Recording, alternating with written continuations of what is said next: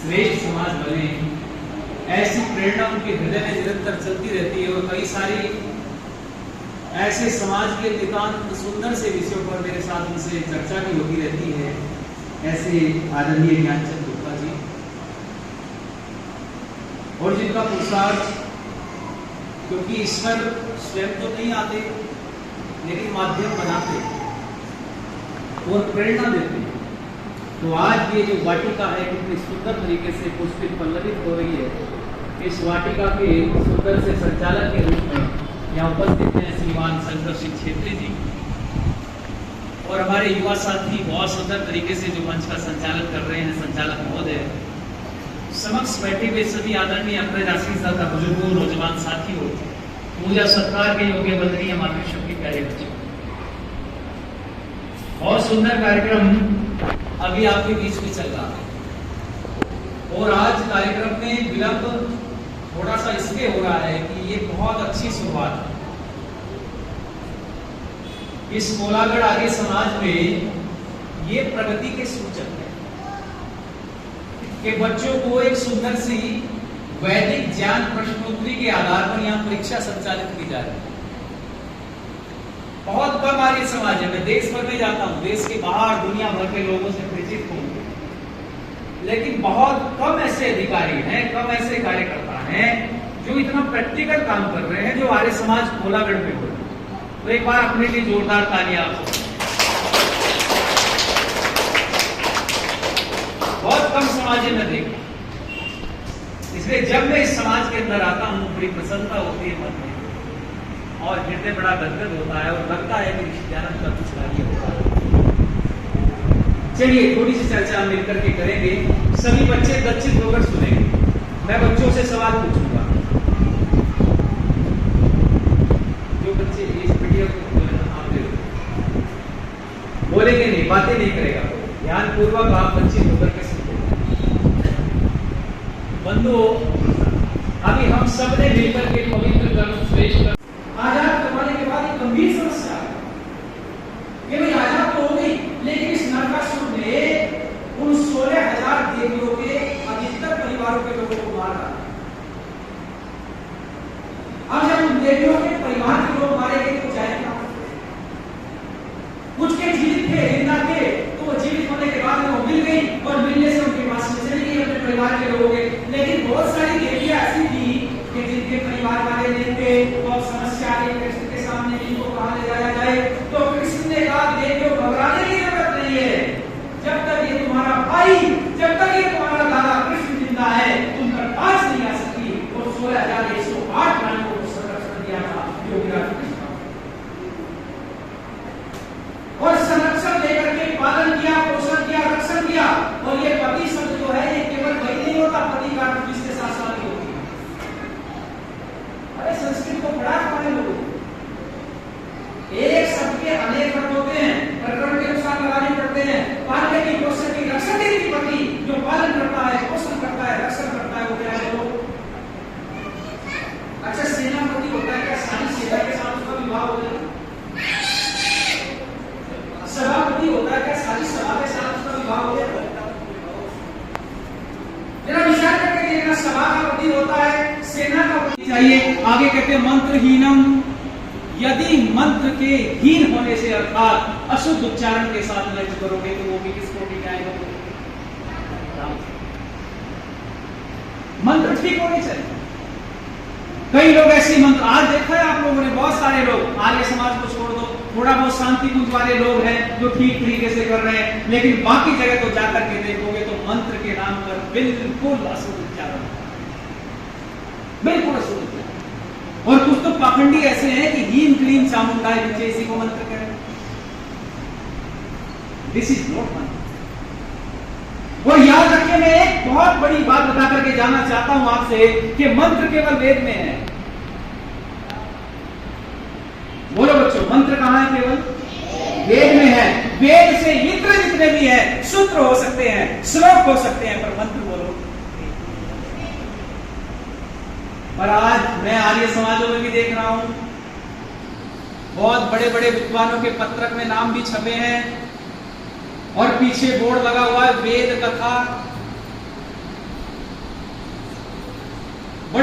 विद्वान के बड़े बड़े अधिकारी अंतरराष्ट्रीय स्तर के। मैं कहता हूं, मैं पूछता हूं, अरे भाई वेद की कथा होना संभव है क्या? कथा किसकी होती है? कथा का मतलब क्या है? कथा का मतलब है कहानी, और कहानी होती है किसी इतिहास के पात्र की। कहानी वो होती है जिसका आदि भी और अंत भी हो। तो क्या वेद का आदि अंत है क्या? वेद का बोलो कोई आदि अंत नहीं है। वेद को 4 पुस्तक के रूप में दिए हैं, जितने हमें आवश्यक थे उतने परमात्मा ने हमको दे दिए। परमात्मा की कोई सीमा नहीं है, परमात्मा असीम है, इसलिए वेद का ज्ञान भी क्या है बोलो? असीम है। तो फिर वेद की कथा होना कैसे संभव है? बस कारण है, चाहते हैं ये कथा शब्द जोड़ने से लोग जुड़ जाएंगे, पर लोग तो जुड़ जाएंगे, पर सिद्धांतों का तो हनन हो जाएगा। सिद्धांत का हनन होने से यदि लोग जोड़े तो क्या लोगों का जोड़ना हुआ? अरे अपने अंदर इतना वजूद पैदा करो, अपनी वाणी में इतना ओज पैदा करो और सत्य का प्रचार करो युद्ध स्तर पर, तो लोग जुड़ेंगे। आज नहीं जुड़ेंगे तो कल जुड़ेंगे, और जो जो जुड़ता जाएगा उसका जीवन बदलता जाएगा। ये तो वेद है।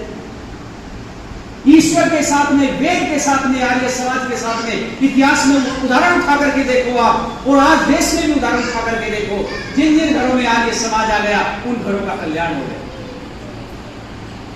जिन जिन घरों में आर्य समाज आ गया उनकी आर्थिक उन्नति हो गई है। इतना धन उनके घरों में है क्योंकि दुर्व्यसनों से बच गए, दुर्गुणों से बच गए और पाखंड से बच गए। आर्य समाज के साथ लगने से व्यक्ति पाखंड से बच जाता है। व्यक्ति जो ये दुनिया भर के लोग भटकाने की कोशिश करते हैं, इनके भटकावे में नहीं आता। और जब पैसा बचने लगेगा, धन बचने लगेगा, धन सदकार्यों में लगेगा, बच्चे बुद्धिमान बढ़ेंगे, पढ़ने लिखने में बच्चों की ऊर्जा खर्च होगी, तो देखना घर का विकास हो जाएगा। तो मैं निवेदन आपके बीच में कर रहा हूं कि जो यज्ञ होता है ये श्रेष्ठ कर्म होता है। इस श्रेष्ठ कर्म को लेकर के आप विचार करें। कृष्ण कह रहे हैं कि मंत्र ही कितनी देर हम उपासना करते हैं, कितनी देर हम संध्या वंदन के मंत्रों का अर्थ सहित जाप करते हैं। यदि आप निरंतर 10 मिनट, 15 मिनट, 20 मिनट, आधा घंटा बैठ करके करते हैं और फिर आपको लाभ ना मिले तो तब ईश्वर को दोष देना, और बिना करे ईश्वर को दोष दें तो क्या ये बात ठीक है? हम जगह जगह पर जाते हैं, यज्ञ पर बड़ी भारी चर्चाएं होती हैं। ब्रह्म यज्ञ पर, संध्या उपासना पर भी चर्चा हो। संध्या उपासना जीवन का महत्वपूर्ण अंग बना लीजिए, क्योंकि कहते हैं जितना जितना ईश्वर के निकट जाते हैं उतना उतना ही आत्मबल बढ़ता है। और ईश्वर हमसे दूर नहीं है बच्चों, ईश्वर हमसे दूर नहीं है। ईश्वर तो हमारे निकट है, हमारे अंदर भी है, हमारे बाहर भी है, हमारे आगे पीछे ऊपर नीचे सर्वत्र ईश्वर विद्यमान है, और ईश्वर अंदर से ही हमको प्रेरणा दे रहा है। तो आज मैं थोड़ी सी चर्चा आपसे जो करने आया हूं वो ये कि हमने यज्ञ किया, और इस यज्ञ के संबंध में योगेश्वर कृष्ण से अर्जुन ने एक बात पूछी। अर्जुन ने कहा, भगवान आप ये बताओ, ये श्रेष्ठ कार्य का वर्णन आप कर रहे हो, कर्म का वर्णन कर रहे हो, तो आप मुझे बता दो जरा ये यज्ञ कितने प्रकार का है। तो योगीराज कृष्ण गीता के अंदर एक बात कहते हैं, और वो गीता में पुष्टि करते हुए कहते हैं कि 3 प्रकार का यज्ञ होता है अर्जुन। और उस 3 प्रकार का यज्ञ क्या बताया माताओं बहनों? राजसिक, सात्विक और तामसिक, 3 प्रकार के यज्ञ। और इस यज्ञ में मैं निवेदन आपके बीच में करता चलूं कि जो सात्विक यज्ञ है वो सात्विक यज्ञ कैसा होता है, राजसिक यज्ञ कैसा होता है, और तमोगुणी तामसिक यज्ञ कैसा होता है, जरा इसके बारे में विचार करके जाना और ठीक ठीक कार्य करना। तो जब अर्जुन कहते हैं मेरी ठीक से समझ में नहीं आया माधव, जरा खोल करके बताओ, तो श्री कृष्ण बड़े बुद्धिमान थे और रीतिकार थे। उन्होंने एक वाक्य बोला कि पहले तामसिक यज्ञ को समझ लो कौन सा है। तो वो कहते हैं विधिहीनम मंत्रहीनम असृष्टानम अदक्षिणम तामसम यज्ञम प्रचक्षते। बड़ी गजब की बात कही है कि विधिहीनम मंत्रहीनम असृष्टानम अदक्षिणम श्रद्धा विरहितम तामसम यज्ञम प्रचक्षते।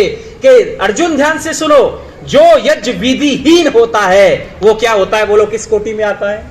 तामसिक कोटि में। जिसकी कोई रीति नहीं है, जिसकी कोई विधि नहीं है, जिसका कोई तरीका नहीं है। किसी भी काम का जो श्रेष्ठ काम होता है, कहते हैं सारे अच्छे कार्य यज्ञ होते हैं, लेकिन उनकी रीति होनी चाहिए, विधि होनी चाहिए। यदि विधिहीन हो गया तो वो यज्ञ नहीं रहा, वो तामसिक श्रेणी में चला। आज हम जो देव यज्ञ कर रहे हैं, इस देव यज्ञ के करने के पीछे भी बहुत बड़ी विधि है। और यदि विधि का निषेध करके हम लोग यज्ञ कर रहे हैं तो किस कोटि में आता है बोलो? तामसिक कोटि में आता है। यदि विधि के अनुसार कर रहे हैं तो सात्विक कोटि में आता है। लिखते हैं संस्कार विधि को बड़ा उठा करके कि अच्छा सुयोग्य विद्वान मंत्रों का पाठ करे और बाकी यज्ञशाला में बैठे हुए लोग ध्यान पूर्वक सुने और विचार करें।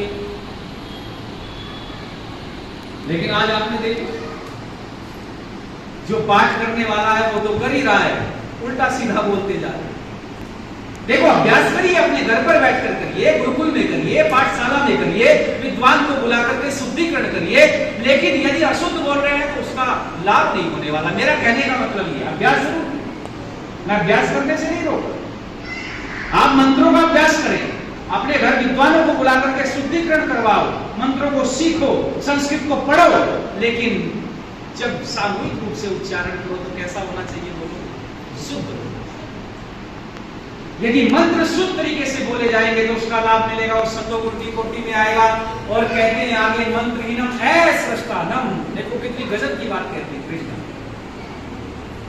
योगीराज कृष्ण ने कहा है असृष्टानम, और सृष्टानम का अर्थ करते हुए लिखते हैं कि यज्ञ के अंदर संविधा ठीक होनी चाहिए, यज्ञ के अंदर सामग्री ठीक होनी चाहिए, यज्ञ के अंदर घृत ठीक होना चाहिए।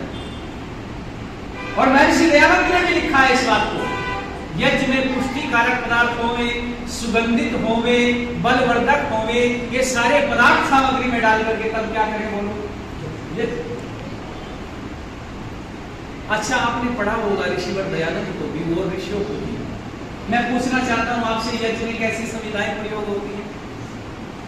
तो उसमें लिखा है आम की संविधाएं, पीपल की संविधाएं, गूलर की संविधाएं, ढाक की संविधाएं। वहां नहीं लिखा कि आप पॉपुलर की संविधाएं लगाओ, यूकेलिप्टिस की संविधाएं लगाओ, ये नहीं लिखा। पर कभी आपने विचार किया कि ऐसा क्यों लिखा? आज मैं आपको एक साइंटिफिक चीज बताना चाहता हूं, बहुत वैज्ञानिक है, बहुत ज्यादा। आप जानते हो, मैं आपसे पूछना चाह रहा हूं, लकड़ी हमें कहां से मिलती है? जरा जोर से बोलो। और पेड़ों से हमें लकड़ी मिलती है। और पेड़ों के अंदर, वृक्ष के अंदर दो ऊतक होते हैं जिनको इंग्लिश में कहते हैं टिश्यू। और ये जो दो ऊतक हैं इनको टिश्यू कहते हैं। इनके नाम भी मैं आपको बता रहा हूं, एक का नाम है फ्लोएम और एक का नाम है जाइलम। और इनके पेड़ पौधे के अंदर, पूरे पौधे के अंदर, पूरे वृक्ष के अंदर अलग अलग काम है।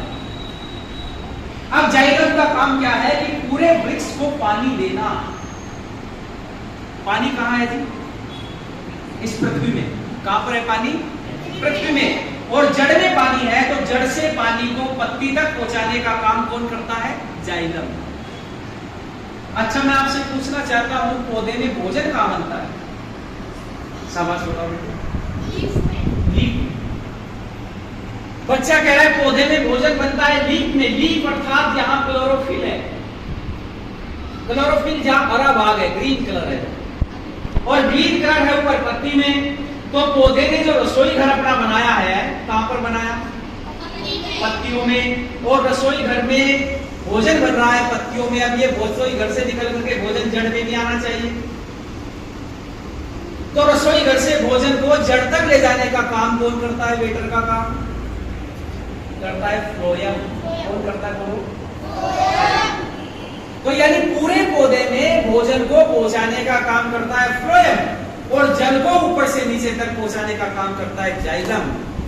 अब जो चीज मैं आपसे बताना चाहता हूं, ये जो जाइलम है यही सूख कर बनता है लकड़ी। ये जाइलम सूख कर क्या बनता है? लकड़ी। और इस लकड़ी में, जिनका नाम मैंने लिया ऋषिवर दयानंद ने, और ऋषियों ने कितना सोच कर लिया होगा, आम, गूलर, पीपल, ढाक, इनमें तीन चीजें होती। एक तो होता है लिग्निन, एक होता है पैक्टिन, और एक होता है सेल्यूलोज। अब सेल्यूलोज होता है, लिग्निन होता है, पैक्टिन होता है, ये क्या होते हैं? आप पूछेंगे जी ये है क्या? तो मैं आपको थोड़ा बायोकेम बता रहा हूं, बायोकेमिस्ट्री। ये लिग्निन, सेल्यूलोज और पेक्टिन ये एक प्रकार के पॉली एनिमल होते हैं। जैसे आपने पॉलीथीन देखी है, पन्नी, ये एथिलीन है और इस एथिलीन को पेंटाइन करके ही पॉलीथीन बनाया है। इसी प्रकार से ये सेल्यूलोज है, लिग्निन है और पेक्टाइन है, क्योंकि वो तो पॉली एलिमेंट जो है वो फैक्ट्री में तैयार हो रहा है। ऐसे ही इस लकड़ी के अंदर ये सेल्यूलोज, लिग्निन और पेक्टिन क्या काम करते हैं? जैसे ही लकड़ी जल रही है, यज्ञ की अग्नि में लकड़ी डाली आपने, उसका भंजन हो रहा है, वो जल रही है, और लकड़ी के जलते ही उस पर आप क्या डाल रहे हैं चम्मच से? जरा जोर से बोलो। घी डालते हैं। घी का मतलब है फेटिसाइड। अब ये फेटिसाइड आप डाल रहे हैं, तो घी के डालने से जो लकड़ी का भंजन हो रहा है, वो लकड़ी में लिग्निन है, पेक्टिन है, सेल्यूलोज है, इनके मिलने से केमिकल रिएक्शन हो रही है और एक गैस निकल रही है जिसको साइंस कहता है फॉर्मेल्डिहाइड। पढ़ा होगा आपने गैस। और ये फॉर्मेल्डिहाइड जो गैस है, ये उत्सर्जित होकर के, ये हल्की गैस है, हल्की गैसें आसमान की तरफ जाती हैं, तो ये ऊपर की तरफ उठती है और ऊपर ये आकाश में जाती है और आकाश में होती है नमी।